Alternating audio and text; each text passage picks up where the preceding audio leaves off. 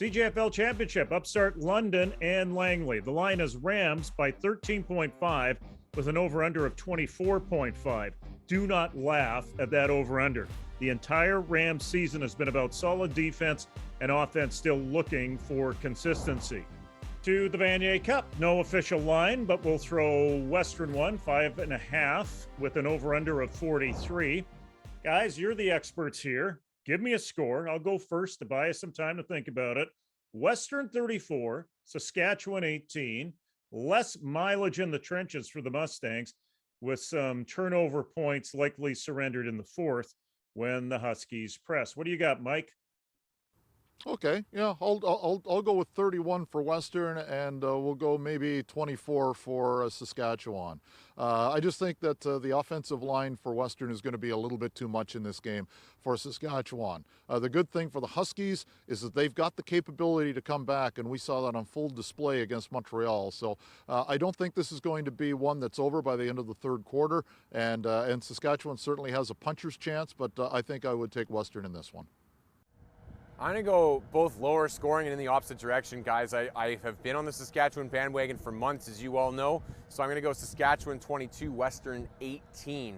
I think Saskatchewan's defense is ready to step up and compete physically with Western. I think a lot of people based in Ontario very much underestimate the physicality of the Canada West.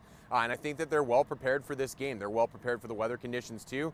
And I think they've had to be playing at a high level here. So on the offensive side of the ball, their offensive line is enough to make holes for whoever it is that's heading the attack. Adam Mackert's an incredible back. And Mason Nias has had a great season throwing to guys like Colton Clausen. Everything sets up for Saskatchewan to be peaking right now and be a national championship team. And so I think it all comes together this week. Time now for NCAA picks. These guys are doing a whole lot better these days. They've figured it out as the season rolls along. I'll throw it to you first, Gord.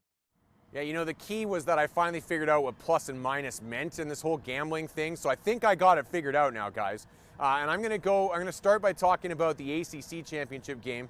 And I'm going to talk about the Canadian on Canadian matchup that I teed up a few weeks back. It ended up being Wake and Pitt when everything all shook out. And Pitt is the official home team in this game, though it's neutral site and about a 3-point favorite at this point in time.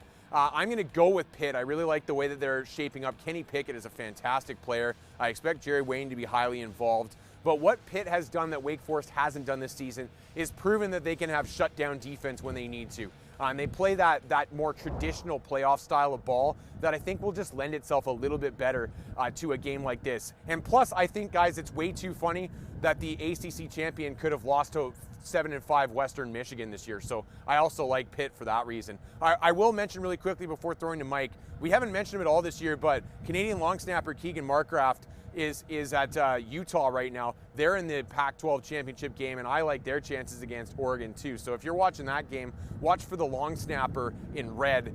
He's a Canadian as well. We talked about Mechie off the top, and I think, you know, with the game of the year being Alabama and Georgia, I don't think I can shy away from that one. And especially when you look at Alabama being not only an underdog at home, but almost a touchdown underdog at home. And there's a reason for that. Georgia has an historically good defense this year. They've played 12 games. They've had 3 shutouts, and in 8 of the 12 games, they've held their opponent to single digits. And we saw that after the expulsion in the Alabama game, that it became really John Mechie centric, and I don't think that you can be that one-dimensional against Georgia. In fact, I know you can't be that one-dimensional against Georgia. They're going to shut you down, and I think they're going to do that against Alabama. And the one thing that's really been overlooked to a degree because of how good the defense has been good is how good the Bulldogs offense has been. So this sets up for a Georgia win, and I'm very, very comfortable giving up just 1 touchdown.